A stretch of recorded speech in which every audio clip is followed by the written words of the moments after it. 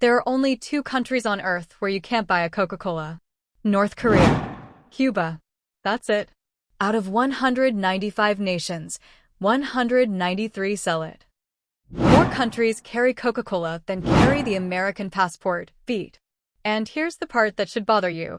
Coke doesn't taste that different from a dozen other colas. Pepsi, RC Cola, store brand knockoffs that cost half the price. So why does one company own the planet? The answer isn't the recipe. Beat. It's not even the marketing.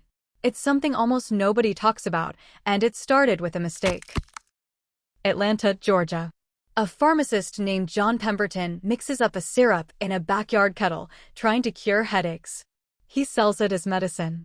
It flops as medicine. But the soda fountain guy who serves it by accident with carbonated water? That version sells. Barely. 9 drinks a day total in the first year. That jump from 9 to 2 billion isn't a story about a good product. Good products fail constantly. That jump is a story about one decision, made in 1899, that every single competitor either missed or refused to copy. And it's about to make one very unlucky man a genius. In 1899, 2 lawyers from Chattanooga walk into Coca-Cola's office with an offer: let us bottle your syrup and sell it ourselves. Asa Candler, the man now running the company, thinks they're idiots. Bottling is expensive. Glass breaks. Shipping is a nightmare. He signs the rights away for basically nothing. He doesn't even ask for royalties on future bottles. He just wants the fountain business. That single signature would become the most expensive mistake in beverage history. Except it wasn't a mistake for Coca-Cola. It was a mistake for everyone else. Because those 2 lawyers didn't bottle it themselves. They franchised it. They sold the right to bottle Coca-Cola to local businessmen, city by city, state by state, as long as those bottlers followed one rule: the syrup only comes from Atlanta. By the 1910s, copycats are everywhere. Coke, Coca-Cola, candy-branded lookalikes designed to trick tired shoppers at the counter. Lawsuits pile up. Coca-Cola is winning them, but winning a lawsuit after the damage is done doesn't undo the damage. So the company does something no one expects. Instead of fighting imitators with more lawyers, they fight them with glass.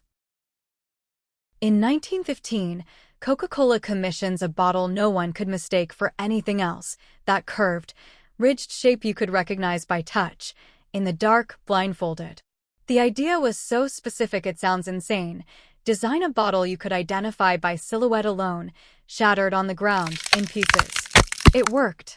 The Coca-Cola bottle became more recognizable than the company's own name in some markets. But shape can only protect you from copycats. The cola wars of the 70s and 80s proved it. Pepsi ran the Pepsi Challenge, blind taste tests where people preferred their product again and again on camera. Coca-Cola panicked, reformulated its recipe in 1985, and released New Coke.